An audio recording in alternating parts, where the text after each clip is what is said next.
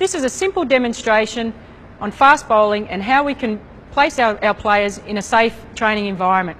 Chris is my bowler, and if Chris is a front-on bowler, what we want is his hips facing straight down the wicket. So I ask Chris to sit down with his hips facing straight down the wicket. Ideally, we want Chris's hips and shoulders to be in alignment. Okay, so if Chris is coming in as a front-on bowler, this is an ideal situation to us. How we can demonstrate to Chris and put him in a situation where he gets the feel of having a mixed action, meaning that his bottom half and top half don't mix, is by turning his top half into a side-on action. That way Chris can get the feel of the pressure that will be going through his back down here. If Chris is a side-on bowler, simply move his hips facing down the wicket here, correct action, hips and shoulders within alignment towards the target. Once again, demonstrating a mixed action, turn Chris into this position. As I said, it's a tool that I found useful not only as a player, but also used within my coaching. The bowling action is a sum of all parts, beginning with a balanced run-up that takes the body towards the target. Next comes the jump and gather. This continues the momentum towards the target and allows the body to find an inline hip and shoulder position to suit the individual. The arms should rotate relatively close to the body, moving in a continual motion following an opening and closing pattern. At release, the body should be fairly upright with the fingers behind the ball, supporting a grip that can produce the type of delivery the bowler wants.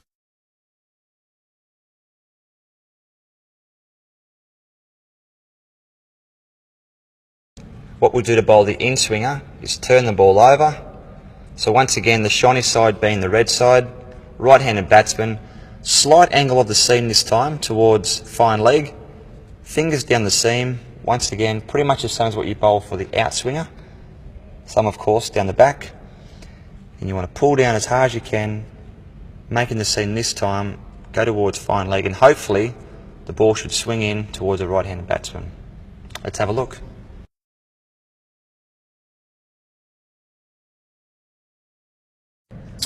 Now to bowl an outswinger, if we imagine that the red side of the ball is the shiny side, I like to place my two fingers about that far apart from the seam, thumb going down the back of the seam, straight down, maybe a slight little angle towards first slip if there's a right-handed batsman, and you want to come straight down behind the seam, pull down behind the ball, which will then give the ball the position, hopefully with a straight seam, to give every opportunity to swing, to go down the pitch and slightly go away from the right-hand batsman.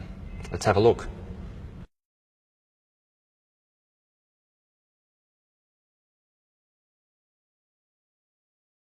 The leg cutter moves off the seam from leg to off stump. The fingers are placed down the seam with the middle finger on top or close to the top of the seam, with the first finger just off the seam. At release, the wrist and fingers are pulled down toward the offside, producing a delivery that leaves the pitch in the direction of the slips. The off cutter moves off the seam from the off stump to the leg stump. The fingers are placed down the seam with the first finger either on top of the seam or close to the top of the seam, with the middle finger just off the seam. At release, the wrists and fingers are pulled down toward the onside to produce a delivery that moves back into the batsman.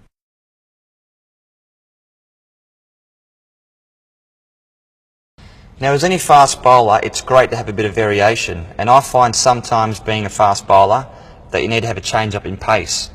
Now to bowl what we call a slower ball or a change of pace, I like to hold the ball pretty much the same as what I held the ball for an outswinger.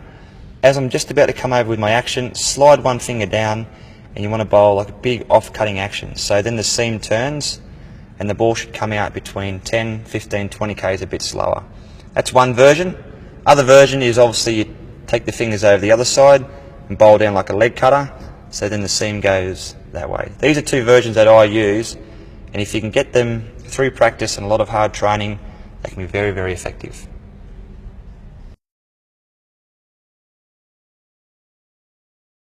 The bouncer is an effort ball that is used to force the batsman onto the back foot. The grip can be fingers down or across the seam. The effort needs to be focused just before release, driving the ball into the pitch hard and short enough to pass the batsman at throat height.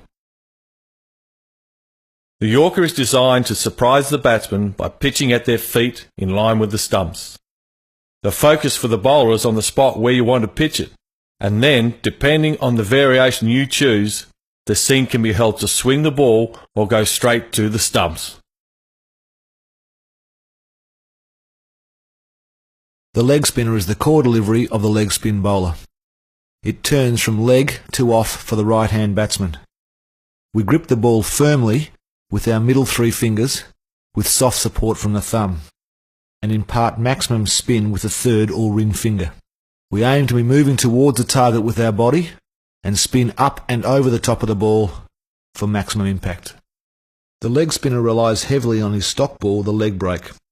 However, variation adds to the impact of the leg spin bowler, and the top spinner, wrongen, flipper and back spinner or zutta are examples they can use. The wrongen is a variation for the leg spinner, spinning in the opposite direction.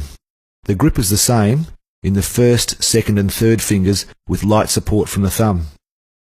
The spin is achieved by releasing the ball with the back of the hand facing towards the batsman and spinning off the third or ring finger. The top spinner is another variation for the leg spin bowler. The grip is the same, and we are aiming to bowl with the back of the hand facing towards the bowler. We hope the ball to carry on straight and encourage greater bounce.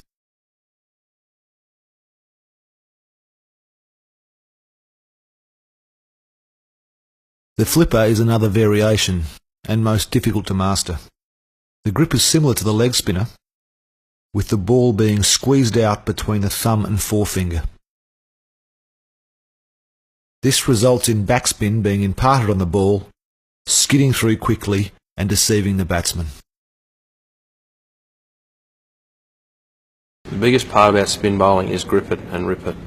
You must spin the ball to be an effective bowler. The grip I use to spin the ball is like so. Hold the ball in your fingers, depending on how big your fingers and your hand are, till the ball is comfortable. For me it's about like that, depending on how big your hand and fingers are.